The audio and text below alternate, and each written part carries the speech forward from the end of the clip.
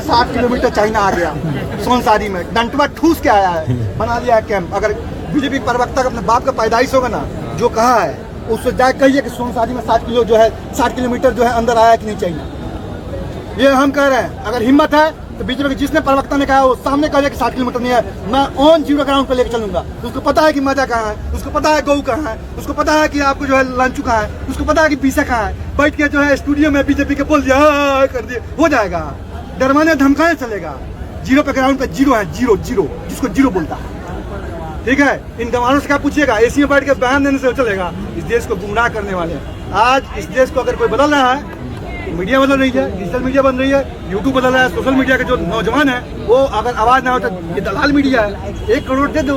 मोदी जी आज ने बहुत बेहतर काम किया। मेलोडी की चॉकलेट देके जो है मेलोडी को खुश किया। देश की जो है जनता खुश हो गई मेलोडी चॉकलेट खाते। ओके, इकोनॉमी बढ़ गया। जिसको आपको बेहतर करना है आप जाके देखिए, जमीनी देखिए हकीकत। हम ना मोदी का विरोधी है ना अमित शाह के विरोधी है, हम वो सिद्धांत के विरोधी है जो राष्ट्र का विरोध है। मैं उस सिद्धांत का विरोध करता हूँ जो राष्ट्र के हित के लिए काम नहीं करता। मैं धर्म के नाम पे, जाति धर्म के नाम पे समाज को बांट के वोट लेने वाले, क्या इस देश के मुसलमान ने देश की आजादी नहीं दिलाई थी? क्या इस देश के हिंदुओं ने नहीं दिला था? क्या हर जाति के लोग ने कुर्बानी नहीं दी थी? भगत सिंह ने तो ये नहीं कहा था कि किस जाति के लोगों ने हमारी कुर्बानी दी। इस देश के सब आज अगर बीजेपी ने की है, समाज को बांट के काम किया है, राज्य को बांट के काम किया है। और इन्होंने जहाँ जहाँ कांग्रेस की पार्टी की सरकार है वहाँ उनको नीचा दिखा के उनको खराब करने के लिए दिन रात मेहनत करती रहती है। किसी तरह इनको सत्ता चाहिए। ईवीएम टकाटक 4000 ईवीएम जल गया, जला दिया गया, माचिस मार दिया। किसने मारा हम नहीं जानते, किसने जलाया। आप ये बताइए, किसी मीडिया ने कहा कि 4000 ईवीएम का दाम कितना था? किसी मीडिया, दलाल मीडिया ने कहा कि वो पैसा किसका था? ये दलाल मीडिया पूछती है 18% जीएसटी ले रहे हैं। इस पे किसी ने पूछा आपको अगर जीएसटी इतनी अच्छी थी तो आपने जीएसटी में इम्प्लीमेंट क्यों किया? अरे दिल्ली में देख लो 700 करोड़ का घोटाला, 10 लाख की मशीन है, 35 लाख। और मैं आपको और चीज बता रहा हूँ, आप ये देखिए, इतना बड़ा घोटाला हुआ है। यमुना क्लीन की बात कर रहे हैं। यमुना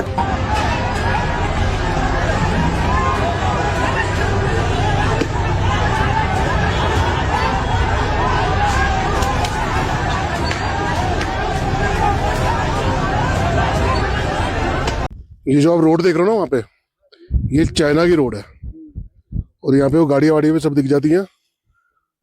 ये देखो, बिल्कुल चाइना इंडिया बॉर्डर है ये। वैसे तो ये तिब्बत है, सालों ने कब्जे ही कर रखा है।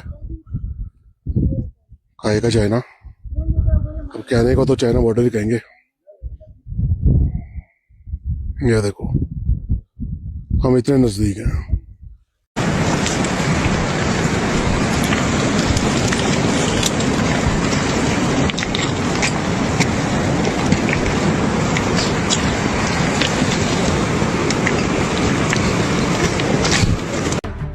अरुणाचल प्रदेश की एक सिविल सोसाइटी ने बड़ा खुलासा किया है, कैसे मोदी सरकार चीन को घुसने दे रही है। ऊपरी सुबनसिरी जिले के तकसिंग के पास चीन की पीपल्स लिबरेशन आर्मी भारतीय जमीन पर अतिक्रमण कर रही है। स्थानीय लोगों की पुश्तैनी जमीनें धीरे धीरे चीन के कब्जे में जा रही हैं। चीन ने एक बार फिर अपना असली चेहरा दिखाया और मोदी सरकार चुपचाप खुली छूट दे रही है। सिर्फ एक दिन बाद भारतीय दूतावास चीन के प्रोपेगेंडा मीडिया शिन्हुआ के साथ मुस्कुराती तस्वीरें पोस्ट कर रहा था। यही है मोदी सरकार का असली चेहरा। मुंह से लाल, आंख की बात, पीछे से चीन को खुला रास्ता। ये वही चीन है जिसने 2017 से अरुणाचल प्रदेश की 112 जगहों के नाम बदल दिए। ये वही चीन है जिसने 2022 में तवांग में यथास्थिति बदलने की कोशिश की और आज तक ये साफ नहीं है कि मई 2020 से पहले वाली स्थिति वाकई बहाल हुई या नहीं। एक तरफ सीमा के लोग गुहार लगा रहे हैं अपनी जमीन को चीन के अवैध कब्जे से बचाने की गुहार,